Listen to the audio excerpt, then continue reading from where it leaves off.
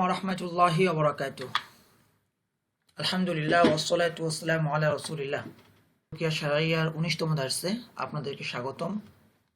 এই দার্সে আমরা আলোচনা করব মাসু শয়তানের চিকিৎসা নিয়ে ইনশাআল্লাহ।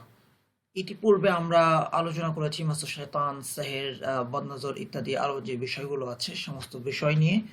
সেখানে আমরা মাসু শয়তানের বিভিন্ন দিক, বিভিন্ন বিষয়ে আলোচনা করেছি।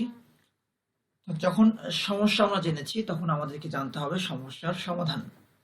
তো আজকের দার্স সেই সমাধান নিয়ে ইনশাআল্লাহ। তো যারা আমাদের সাথে আছেন আপনাদেরকে আবারও শুভেচ্ছা জানিয়ে আমরা আমাদের দার্স শুরু করছি। এই দার্সে আমরা আলোচনা করব ইনশাআল্লাহ রুকিয়ার মাধ্যমে সমস্যা নির্ণয়, মাসু শয়তানের সাধারণ লক্ষণ, রুকিয়ার মাধ্যমে মাসু শয়তান নির্ণয়, মাসু শয়তান বা জিনের আসরে আক্রান্ত ব্যক্তির চিকিৎসা। রুকিয়ার মাধ্যমে সমস্যা নির্ণয়। প্রথমেই আমরা বলে রাখি যে আমাদের ফার্স্ট স্টেপ হলো যে কোনো ব্যক্তির সমস্যা আমরা দেখব, সমস্যা দেখার পরে সেই অনুযায়ী আমরা একটা অনুমান করব ব্যক্তিটা কি সাধারণ মানসিক সমস্যায় আক্রান্ত নাকি জিন জাদু বদনজর অস্বস্থা সংক্রান্ত কোনো রোগে আক্রান্ত, বিষয়টা কি, এবং জিন জাদু বদনজর অস্বস্থ হলে এটা কি আসলে জাদুর সমস্যা নাকি জিনের আসরের সমস্যা নাকি বদনজরের সমস্যা নাকি অস্বস্থের সমস্যা, কোনটাকে আমরা প্রাধান্য দেব। তো এই বিষয়গুলো আমাদের নির্ভর করছে রোগীর হিস্ট্রি জানার উপরে। রোগীর হিস্ট্রি অনুযায়ী সমস্যা সম্পর্কে প্রাথমিক ধারণা নেওয়া একজন ডাকির কর্তব্য। অনুমিত ধারণা অনুসারে রুকিয়ার সময় সংশ্লিষ্ট আয়াতগুলো বারবার পড়া।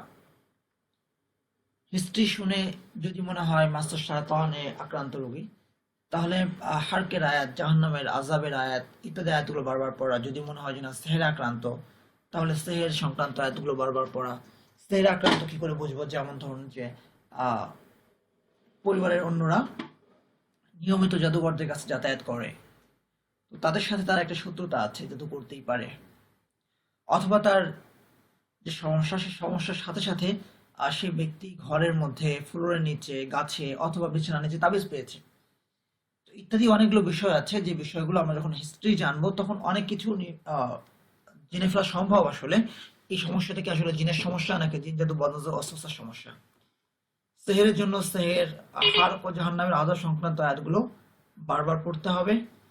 জিনের আসর আক্রান্ত রোগীর জন্য হার্ক, সূরা বাকারা, আল্লাহর বরত্ব ও শাস্তি সংক্রান্ত আয়াতগুলো বারবার পড়া, বিশেষত সূরা সাফফাত, সূরা জিন, সূরা ফালাক, সূরা নাস এই জাতীয় সূরাগুলো বারবার পড়া যেতে পারে।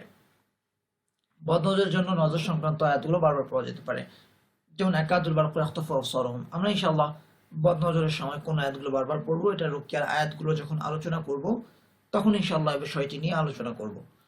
যে কোনো রুকিয়ায় সমস্ত ধরনের আয়াতই পড়া, অর্থাৎ আমরা বলছি অনুমিত ধারণা অনুসারে সেই সংক্রান্ত আয়াতগুলো বারবার পড়া। কিন্তু বারবার না পড়লেও যে কোনো রুকিয়ায় সমস্ত ধরনের আয়াত পড়া। জিনের আসরে আক্রান্ত রোগী, তার ক্ষেত্রেও আমরা সেহের সংক্রান্ত আয়াতগুলো পড়তে পারি এবং পড়া জরুরি, কারণ জিন যে মানুষকে আসর করে সেটা অনেক সময় জাদুর মাধ্যমে হয়ে থাকে। আবার একজন ব্যক্তিকে আমরা সেহেরে আক্রান্ত মনে করছি, তার ক্ষেত্রে আমরা হারকের আয়াত, জাহান্নামের আযাব সংক্রান্ত আয়াতগুলো বারবার পড়বো। কেন? কারণ হলো সেহের করা হয়ে থাকে অনেক সময় জিনের সহযোগিতা গ্রহণের মাধ্যমে। সুতরাং সেহের, জিনের সহযোগিতা, তারপরে বদনজর ইত্যাদি অনেক বিষয়গুলো পরস্পরের সাথে সম্পর্কিত। আবার আমরা নিশ্চিত হতে পারছি না সে ব্যক্তিকে আসলে জিনের আসরে আক্রান্ত, বদনজর আক্রান্ত, নাকি এটা তার স্বাভাবিক রোগ, স্বাভাবিক মানসিক অথবা শারীরিক রোগ। তো যার ফলে শারীরিক বা মানসিক রোগের সুস্থতার জন্য শিফার আয়াতগুলো বারবার পড়া যেতে পারে। আবার যদি বাস্তবিক অর্থেও যদি জিনের আসরে সে আক্রান্ত হয়ে থাকে, তবুও শিফার আয়াত পড়া যেতে পারে, কারণ ব্যক্তি তো আসলে জিনের আসরের কারণে অসুস্থ হয়ে পড়েছে। সুতরাং অসুস্থতা নিয়তেও তো আমরা রুকিয়াটা করছি। তো এই জন্য আমরা বলছি যে কোনো রুকিয়ায় সমস্ত ধরনের আয়াতই বারবার পড়া, বারবার না হলেও সমস্ত ধরনের আয়াতই পড়া। যে আয়াতে প্রতিক্রিয়া হবে সে অনুযায়ী রোগ নির্ণয় করা হবে। সেহের সংক্রান্ত আয়াতে প্রতিক্রিয়া হলে সেহেরের রোগী ধরা হবে। বদনজর অথবা হার্ক, জাহান্নামের আযাব সংক্রান্ত আয়াতে প্রতিক্রিয়া হলে জিনের আসর বা মাসু শয়তানের সম্ভাবনা বেড়ে যাবে ইত্যাদি আর কি। সমস্ত রুকিয়াতেই তাওবুস, সূরা ফাতিহা, সূরা ফালাক ও সূরা নাস বেশি বেশি পড়া। সূরা ফাতিহা তো অবশ্যই পড়া বেশি বেশি, এর মধ্যে সমস্ত রোগের শিফা আছে, সমস্ত বিপদের সমাধান আছে। একই সাথে তাউজ। তাওজ বলতে আমরা বোঝাচ্ছি আউজ বিল্লাহি মিনাশ শাইতানির রাজিম রব্বিন্নী আউযু বিকা মিন হামাযাতিশ শায়াতিন, এই জাতীয় যে দোয়াগুলো অথবা যে সূরাগুলোর মাধ্যমে আমরা সরাসরি আল্লাহ সুবহানাহু ওয়া তাআলার আশ্রয় গ্রহণ করি। এবং সূরা ফালাক ও সূরা নাস বেশি বেশি পড়া, কারণ আসলে এই দুই সূরার মাধ্যমে আমরা আল্লাহ সুবহানাহু ওয়া তাআলার কাছে আশ্রয় চাইছি। এবং রাসূল সাল্লাল্লাহু আলাইহি ওয়াসাল্লাম যখন সিহরে আক্রান্ত হলেন, লাবিদ বিন আসম যখন তাকে জাদু করলো, তখন রাসূল সাল্লাল্লাহু আলাইহি ওয়াসাল্লাম এই দুই সূরা বারবার পড়তেন। আল্লাহ সুবহানাহু ওয়া তাআলা তার প্রতি সূরা ফালাক ও সূরা নাস নাযিল করলেন। তো যাই হোক, আমরা রুকিয়ার মাধ্যমে সমস্যা নির্ণয় সংক্রান্ত কিছু আলোচনা করলাম। এবার আমরা আলোচনা করি মাসুস শায়তানের সাধারণ লক্ষণ নিয়ে। কারণ আমরা একটু আগেই বললাম, রোগীর হিস্ট্রি শুনে যেই সমস্যাটা আমাদের কাছে প্রবল মনে হবে সেই অনুযায়ী আমরা ট্রিটমেন্টকে এগিয়ে নেব। সুতরাং কোনো ব্যক্তি মাসুস শায়তানে আক্রান্ত কিনা এই ধারণা বা এই সম্ভাবনা বা তৈরি হবে কখন, কিছু লক্ষণ থাকতে হবে সেখানে। সুতরাং সেই লক্ষণগুলো জানাও জরুরি। এই লক্ষণগুলো আমরা পূর্বেও আলোচনা করেছি, কিন্তু যেহেতু এখানে আমরা রোগের মাধ্যমে রোগ নির্ণয় এবং রোগ সমাধানের আমরা ইনশাআল্লাহ চেষ্টা করব, তাই সেই সাধারণ লক্ষণগুলো আবারও আমরা পুনরাবৃত্তি করছি আমাদের প্রয়োজনে।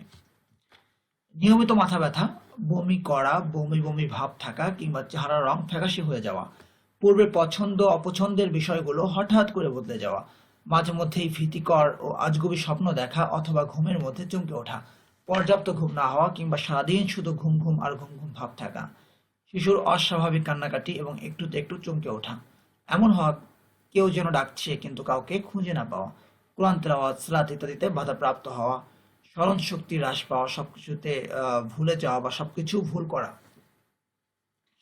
ভুল করা অথবা সবকিছু ভুলে যাওয়া, চিন্তা ও মননে দুশ্চিন্তা, হতাশা, অস্থিরতা ও আতঙ্ক ভাব বিরাজ করা, দৃষ্টিশক্তি লোপ পাওয়া কিংবা দৃষ্টিভ্রম বা দৃষ্টি বিভ্রাট সৃষ্টি হওয়া।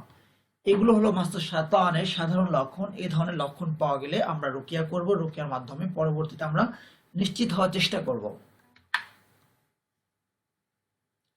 মাস্টার শায়তানের আরো কিছু লক্ষণ আমরা আলোচনা করি। কালো কালো সাপ, কুকুর, বিড়াল বা অন্য কোনো ভয়ানক প্রাণীর স্বপ্ন দেখে ভয় পাওয়া, নিয়মিত স্বপ্নে সাপ দেখছে, কুকুর দেখছে, বিড়াল দেখছে ইত্যাদি, ঘুমের মধ্যে আবোল তাবোল বলা, তারপরে দাঁত কিরমির করা, কিছু খাওয়া বা হাসি কান্না করা, এটা নর্মাল হলে, মাঝে মধ্যে হলে স্বাভাবিক, কিন্তু যদি নিয়মিত এটা হয়ে থাকে সেক্ষেত্রে আমরা এটা ট্রিটমেন্ট গ্রহণ করব এবং গ্রহণ করা জরুরি।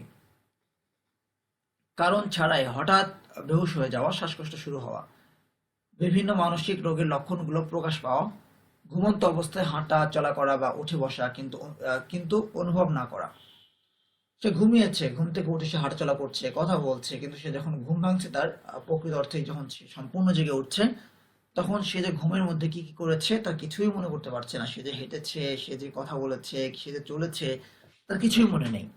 তো এটাও একটা মাস্টার শয়তানের একটা আক্রান্তের লক্ষণ। স্বপ্ন দেখা যে সে উপর থেকে পড়ে যাচ্ছে, উপর থেকে পড়ে যাওয়ার স্বপ্ন দেখা, নিজেকে স্বপ্নে কবরস্থান বা নির্জন এলাকায় আবিষ্কার করা, নির্জন কোনো এলাকা অথবা কবরস্থানে সে দেখছে, স্বপ্ন দেখছে সে মূলত। তারপর অদ্ভুত আকৃতির, বেশি লম্বা বা বেশি বেটে মানুষ দেখা, এটাও একটা জিনের আশ্রয় লক্ষণ হতে পারে। তারা বিভিন্ন অস্বস্থতা দেয় ঘুমের ঘরে, স্বপ্নের মধ্যে। এগুলো ছিল সাধারণ লক্ষণ। এই লক্ষণগুলো পাওয়া গেলে আমরা মাস্টার শয়তান আক্রান্ত কিনা একটা প্রাথমিক ধারণা করতে পারি। সেই ধারণাটা আমরা নিশ্চিত হব বা সেই ধারণার ব্যাপারে আমরা নিশ্চিত কোনো একটা পদক্ষেপ গ্রহণ করব রুকিয়ার মাধ্যমে, যখন আমরা মাস্টার শয়তান নির্ণয় করতে পারবো। সুতরাং রোগী যদি প্রকৃত অর্থে জিনের আশ্রয়ে আক্রান্ত থাকে, তবে রুকিয়ার সময় বিশ্বত হার্ক, আজাব ও সূরা ফালাক, সূরা নাস পড়ার সময় নিম্নোক্ত লক্ষণসমূহ প্রকাশ পেতে পারে। নিম্নোক্ত লক্ষণগুলো দেখে আমরা একটা ধারণা করতে পারি ব্যক্তি আসলেই জিনের আসরের শিকার। জিনের আসরে আক্রান্ত রোগী রুকিয়ার সময় এই লক্ষণগুলো তার মাঝে দেখা দিতে পারে: শরীর কাঁপা, শরীরের কোনো অঙ্গ অস্বাভাবিকভাবে কাঁপা, প্রচণ্ড ভয় পেতে থাকা, জড়সড় হয়ে যাওয়া রুকিয়ার সময়, তিলাওয়াতের প্রতি অনীহা ও বিতৃষ্ণা ভাব স্পষ্ট হয়ে যাওয়া, তার মাঝে বুক ধড়ফড় করতে থাকা, অঙ্গ প্রত্যঙ্গ গরম বা ঠান্ডা হয়ে আসা, হাত পা অবশ হয়ে আসা, হাঁটু ভারী হয়ে যাওয়া, পিঠের নিচের দিকে ব্যথা করা, এক স্থান থেকে আরেক স্থানে ব্যথা স্থানান্তর হওয়া, কারো কারো কারো ক্ষেত্রে ব্যথা না হয়ে সুরসুরি ভাব এরকম একটা স্থানান্তর হতে থাকে, কখনো পিঠের মধ্যে সুরসুর করছে, কখনো পিঠের মধ্যে, কখনো সেটা নেমে নেমে পায়ের দিকে যাচ্ছে, অচেতনতা, বেহুশ অবস্থা, আচমকা গভীর ঘুম ইত্যাদি লক্ষণগুলো প্রকাশ পেতে পারে। কানে চাপ অথবা ঝিঝি শব্দ অনুভূত হওয়া, চোখে আলোর ঝলকানি দেখা, চোখ ফ্যালফ্যাল করে তাকানো, চোখ লাল হয়ে যাওয়া রাগে অথবা এমনিতেই চোখ লাল হয়ে যাওয়া, এটাও একটা লক্ষণ হতে পারে। ঠিক একইভাবে তো যাই হোক, যখন কোনো ব্যক্তি এই লক্ষণগুলো কারো মাঝে দেখা যাবে রোকেয়ার সময়, তখন আমরা মোটামুটি নিশ্চিত হতে পারি যে ব্যক্তিটি জিনের আসরে আক্রান্ত। আবার এটাও হতে হবে যে আমরা আহ, তাকে বলছি যে তুমি রোকেয়ার সময় তার এরকম সমস্যা হইতে পারে, আর এটা শুনে সে মনে মনে অস্বস্তি তৈরি হয়ে গেল।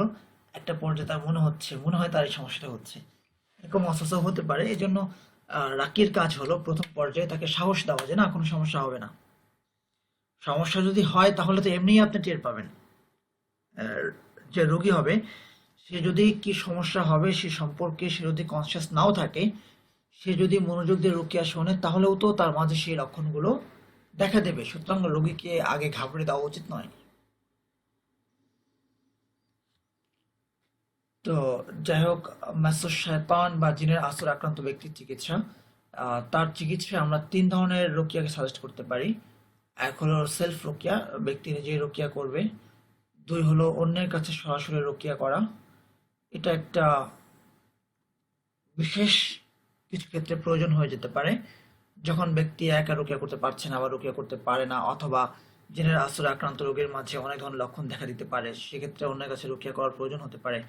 তিন হলো যে নিজে রোকেয়া করতে পারে না, অন্যের কাছে যেতে পারছে না, রোকেয়ার অডিও অডিও শ্রবণ। আসলে সবসময় কিন্তু অন্যের কাছে গিয়ে রোকেয়া করাটা সম্ভব হয় না। তো সেক্ষেত্রে যদি কেউ নিজে রোকেয়া করতে পারে, আমরা দুটোকে প্রাধান্য দেই। এক হলো যে সেলফ রোকেয়া, নিজে নিজে রোকেয়া করবে, আর সমস্যা গুরুতর হলে পাশাপাশি সে রোকেয়ার অডিও শুনবে। মাস্টার শয়তানে আক্রান্ত ব্যক্তির রুকিয়ায় কয়েকটা বিষয়ের প্রতি আমরা বিশেষভাবে গুরুত্ব আরোপ করে থাকি। তার মধ্যে ইস্তেআজার আয়াত ও দোয়াগুলো বারবার পড়া।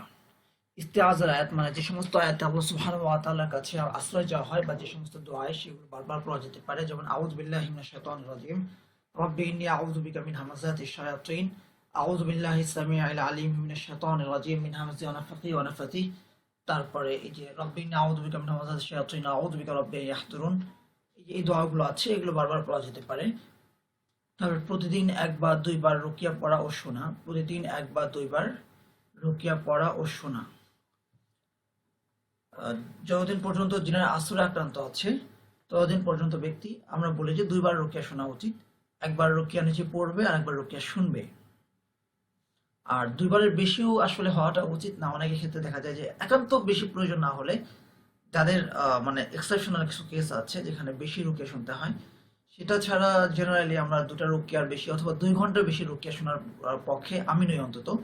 তারপরে হার্কের আয়াতগুলো বারবার পড়া, হার্কের সংক্রান্ত মানে হার্ক তাহরিক মানে পড়িয়ে ফেলা, এই সংক্রান্ত কিছু আয়াত আছে। হার্কের আয়াতগুলো কি কি আমরা ইনশাআল্লাহ সামনে আসছি, এই আয়াতগুলো বারবার পড়া যেতে পারে। তারপরে ইস্তেআজার আয়াতের মধ্যে কিন্তু সূরা ফালাক, সূরা নাস চলে আসবে, কারণ এই দুই সূরায় মূলত আল্লাহ সুবহানাহু ওয়া তাআলার কাছেই আমরা আশ্রয় প্রার্থনা করে থাকি। তারপরে সূরা বাকারা মাঝে মধ্যে পাঠ করা বা শোনা, কারণ হলো যে সূরা বাকারা পাঠ করলে আল্লাহ সুবহানাহু ওয়া তাআলা এই সূরার ওসিলায় ব্যক্তিকে জিন জাদু বদরের অস্ত্রশস্ত্রের ক্ষতি থেকে হেফাজত করেন ইনশাআল্লাহ। তো যার জন্য আমরা বলছি মাঝে মধ্যে সূরাটা পড়া, যদিও পরবর্তীতে সে ব্যক্তির মাঝে রুকিয়া অথবা জিন সংক্রান্ত কোনো সমস্যা না থাকে, তবুও আমরা বলছি এই সূরাগুলো বারবার পড়া যেতে পারে। কেন? কারণ হলো যে জিনের আসরে আক্রান্ত রোগী অনেক ক্ষেত্রে মূলত ডায়াবেটিস রোগীর মতো সবসময় কন্ট্রোলে রাখতে হয়। ঠিক একইভাবে জিনের আসরে আক্রান্ত রোগীর ক্ষেত্রে যে কোনো সময় নতুন করে জিন আবার হানা দিতে পারে, আবার নতুন করে তাকে আসর করতে পারে, বা অনেক ক্ষেত্রে এটা হয়ে থাকে, আমরা দেখছি। তো এই জন্য বলছি যে ডায়াবেটিস রোগীর মতো, ডায়াবেটিস রোগী যেমন সবসময় নিজেকে চেক আপের উপর রাখে, নিজেকে কন্ট্রোলে রাখে, ঠিক একইভাবে যে ব্যক্তি মাসার শয়তানে আক্রান্ত হয়েছে সেই ব্যক্তিরও উচিত নিয়মিত রুকিয়া করা, মাঝে মধ্যে রুকিয়া করা, মাঝে মধ্যে সূরা বাকারা তেলাওয়াতের প্রতি গুরুত্ব আরোপ করা ইত্যাদি। রুকিয়া ও মাইলিসের পাবন্দি করা, রুকিয়া ও মঞ্জিলের পাবন্দি করা, নিয়মিত রুকিয়া করা। আর যে মঞ্জিল যে আমরা বলছি, মূলত এটাও এক ধরনের রুকিয়া। তো যাই হোক, আপনি যে কোনো রুকিয়া পছন্দ করতে পারেন। রুকিয়া বিষয়টা কি একটা আপেক্ষিক ব্যাপার। এক একজন রাকি তার ব্যক্তিগত অভিজ্ঞতা থেকে এক এক ধরনের রুকিয়াকে সাজেস্ট করছে। কেউ একটা আয়াতকে সম্পূর্ণ স্কিপ করছে, কেউ একটা আয়াতকে সেখানে বারবার পড়তে বলছে। তো কারো রুকিয়া এই জন্য দেখা যায় যে 50 মিনিটে শেষ হয়ে যাচ্ছে, কোনো রুকিয়া করতে লাগছে 1 ঘন্টা 15 মিনিট। আবার কোনো কোনো ক্ষেত্রে যখন সরাসরি রুকিয়া করা হয়, একজন রোগীর রুকিয়া করতে 2 ঘন্টাও লেগে যেতে পারে। তবে 2 ঘন্টার উপরে রুকিয়াকে কন্টিনিউ করার পক্ষে আমি নই। এতে করে দেখা যায় যে অনেক সময় সুস্থ রোগীও অসুস্থ হয়ে যায়। এই জন্য 2 ঘন্টার উপরে রুকিয়া করার পক্ষে আমি নই। তবে এক্সেপশনাল কেস হতে পারে, সেটা একজন রাকির অভিজ্ঞতা, তার পারসেপশন ইত্যাদি অনুযায়ী সেটা নির্ণয় হতে পারে। তো আমরা বলছি রুকিয়া শোনা আর নিজে পড়া, অন্য কেউ রুকিয়া করা অথবা রুকিয়ার অডিও শোনা, এর পাশাপাশি রুকিয়ার গোসল প্রয়োজন হতে পারে, হিজামা প্রয়োজন হতে পারে। আবার যখন রুকিয়া সংক্রান্ত প্রবলেমই হলো, জিনের আশ্রয় সংক্রান্ত প্রবলেমই হলো, অথবা অথবা সেহরের সমস্যা হলো, কিন্তু এই সমস্যা একজন ব্যক্তির মাঝে মানসিক রোগ সৃষ্টি করে দিয়েছে, যদি এমন হয়, অথবা ব্যক্তি মানসিক রোগীতে পরিণত হয়েছে, সেক্ষেত্রে মেডিকেল ট্রিটমেন্টও আমরা গ্রহণ করতে বলি।